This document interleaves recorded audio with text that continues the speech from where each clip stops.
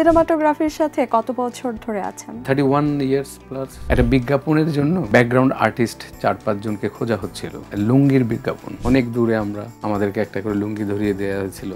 ভেতরে একটা ইচ্ছা জাগে যে এই ক্যামেরার বিষয়টা আমাকে জানতে হবে। আনমনে আমি সিদ্ধান্ত নিয়ে নিই যে আমি ক্যামেরাম্যান হব। একদম এভাবেই আমার এই জগতে চলে আসে। স্বাগত জানাচ্ছি নিউজ 24 স্পেশাল শো ভিউ ফাইন্ডারে।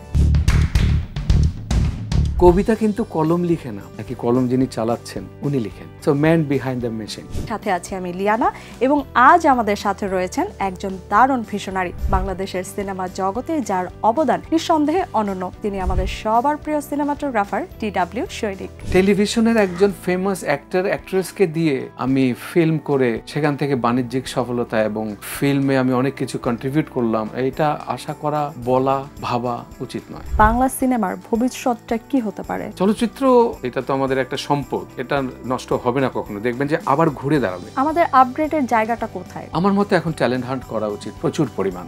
ভালো লাগার জায়গা থেকে কোন কাজটাকে আপনি মনে করেছিলেন এটা আমার টার্নিং পয়েন্ট ছিল? এই তো একটা ভালো কথা বলেছেন।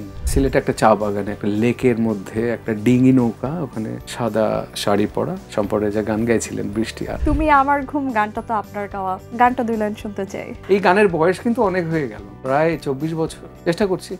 তুমি আমার ঘুম, তবু তোমায় নিয়ে স্বপ্ন দেখি না।